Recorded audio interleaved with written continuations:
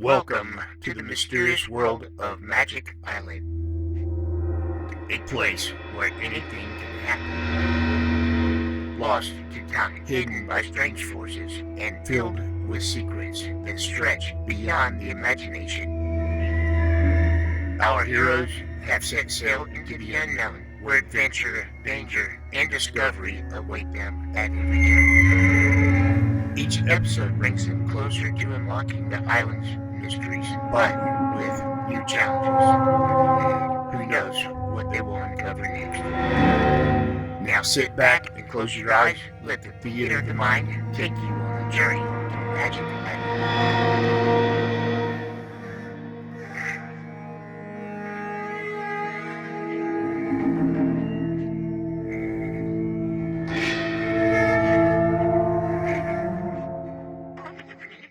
One of the Euclidean rocket planes is hurtling down out of the sky. With Captain Bradford and Jerry Hall on board, two of the Euclidean scientists, Cheops and Thales, have made a test run in a rocket plane. Some flaw in the instruments has caused them to run beyond their fuel limits, and in trying to return to Euclidia, the fuel supply has failed them completely. They are within 75 miles of the underwater city, and help from Euclidia will reach them quickly. But all of this may do them very little good.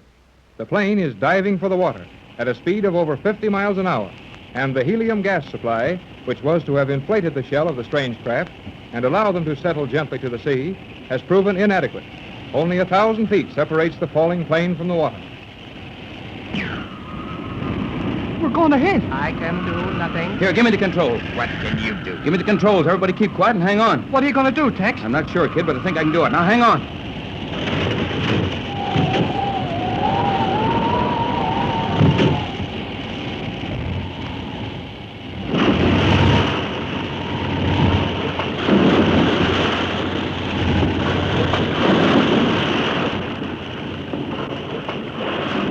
Well, we're down. I'll say we're down. And we're floating on the water just as nice as you please. How did you do it, Tex? Just flew this thing down, that's all. That is one of the most remarkable demonstrations it has been my experience to witness. Phenomenal. All you have to know is a little about flying. Perhaps you gentlemen would do well to take a few lessons. Your rebuke is well deserved. Yeah, serves you right, too. But how did you do it, Tex? Just took a chance and it came out right.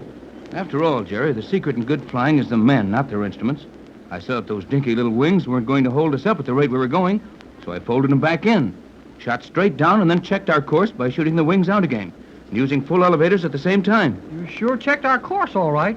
I felt like I was going through the bottom of the sea. That was preferable to going through the floor of the ocean. And how it was.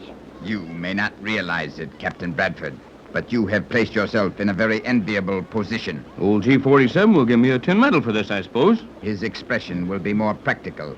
You will undoubtedly find yourself given a place of honor among the scientists of Euclidia. Oh, the captain doesn't want to be a Euclidean. Don't be too sure of that, Jerry. As long as we're going to spend a long time in Euclidia, it might be more comfortable to spend it as a Euclidean. Well, let's quit arguing about what we're going to be and tell somebody in Euclidia that we're sitting out here in the water. Good idea, Jerry. We haven't any motive power? None. Our gas is exhausted. I will report. Cheops to Euclidia. Straighter plane to central control. Waiting. Gee, it's going to be nice if they've forgotten all about us out here. That is impossible. Yeah? Well, you said it was impossible for this plane to go wrong, too, but it sure did just the same. I think they're waiting for a signal from us. They are slow in answering. I will continue asking for a signal. Cheops to Euclidean control station. Cheops calling central control station. Straighter plane is down. Helpless on water. Answer at once. Cheops to Euclidean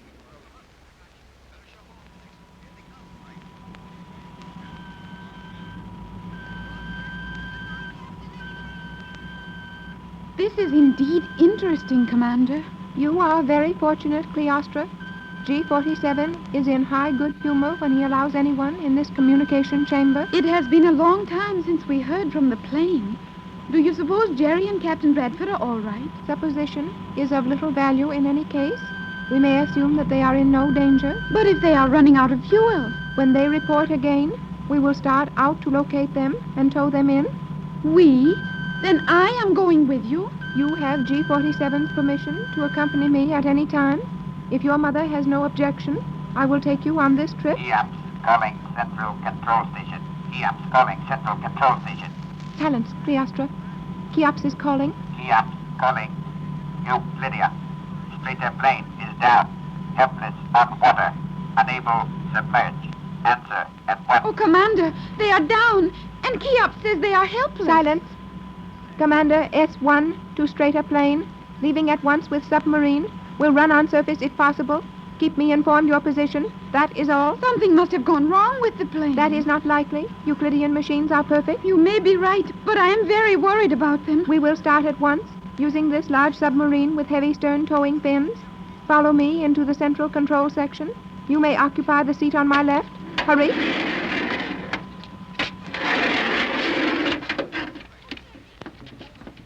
We will use the lock which admits us to the water at this depth. The pressure will aid in getting maximum speed quickly. Commander, what is that frightful noise? We are sliding down the ramp into the lock. The submarine is being propelled by magnets beneath the floor of the ramp. This is one of the regular submarines, is it not, Commander? Yes, another straighter plane would save little time on such a short run and would be almost useless for towing the other vessel.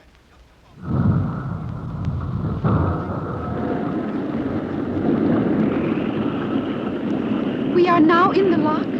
In a few seconds, the lock will be filled. Then we may go. You do not feel at all alarmed over the position of the captain and Jerry, yet they are helpless on the surface of the water. Alarm would not aid them. We must not rush to conclusions as to their condition. We will arrive at their position in approximately 3,600 seconds. I will now leave the lock. Brace yourself firmly. Our speed will be very great.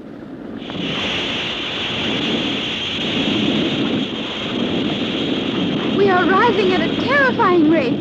The 400 feet to the surface should take us not more than 15 seconds. What will happen when we burst out of the water at this speed? We will not burst out, as you term it. I shall now level off gradually. Oh, Commander, we are out of the water. We are on the surface and running smoothly. Precisely. That should not surprise you. Did you not steal one of these submarines and take your mother, Jerry Hall, and the captain safely to Los Angeles? To be sure, but I could never operate this as you do. You are very clever, Commander. Naturally. I earned my place as the foremost commander on Euclidia. Now we will continue on this course. That plane will be drifting slightly, and Cheops was very indefinite as to their exact position. But I think we may safely run full speed ahead for some time. What is our speed now? You may observe the instruments. Thank you. Oh, 75 miles per hour. This is the maximum speed of this vessel, is it not? It is, and a speed that is not advisable except in an emergency. Oh, I am so worried about the captain and Jerry. You are very fond of that silly young man, are you not? I am, and he is not silly. Very well. I wish to tell you something, Joan. Joan? Why, Commander, you called me Joan. Precisely. You prefer that to Cleostra, do you not? Why, yes. Of course I do, but you... Do not interrupt me. We have only a short time, and I have much to tell you. I will be happy to listen. G47 knows that I assisted you in your 2 attempts to escape from the island. He knows. Positively? But if he knows that, he will punish you terribly. My punishment has been prescribed. It will take the effect the moment we return from this rescue expedition. What is the punishment to be? I am to be stripped of my authority, robbed of my place as a Euclidean, and sent to join your party, where I will live under the same conditions as now govern you. Our party? You mean that you will be considered as we are? Virtually prisoners? Potential enemies of Euclidia? Precisely. I will have quarters adjoining yours. From this time forth, my lot is cast with yours. Why, Commander, that is wonderful. Wonderful? Why, of course, is it not? I am not sure. Oh, but it will be wonderful.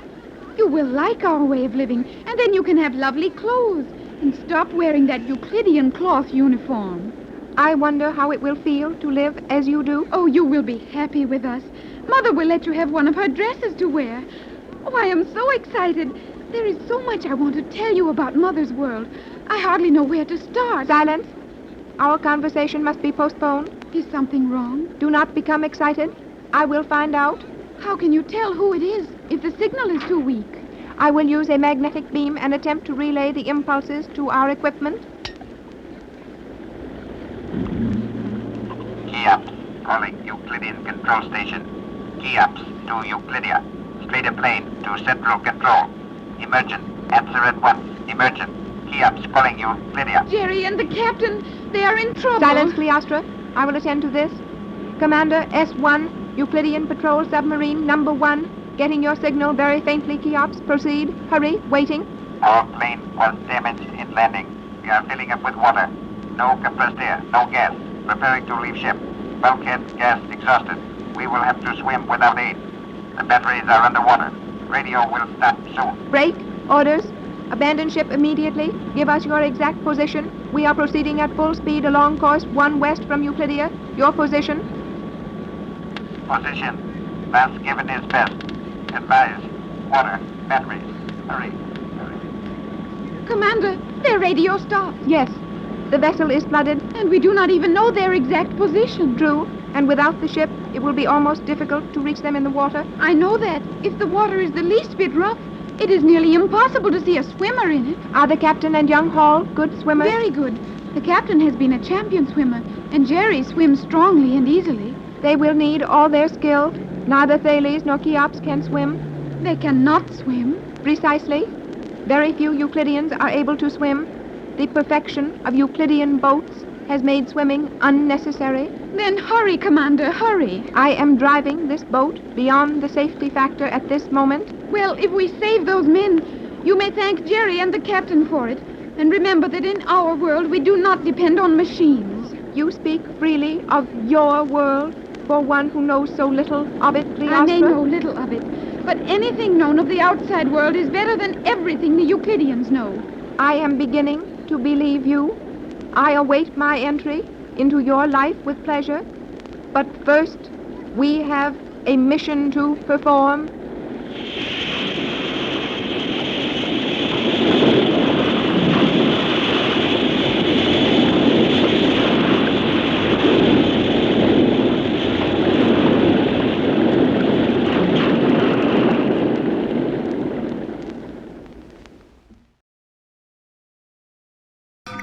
And so, another chapter closes on Magic Island.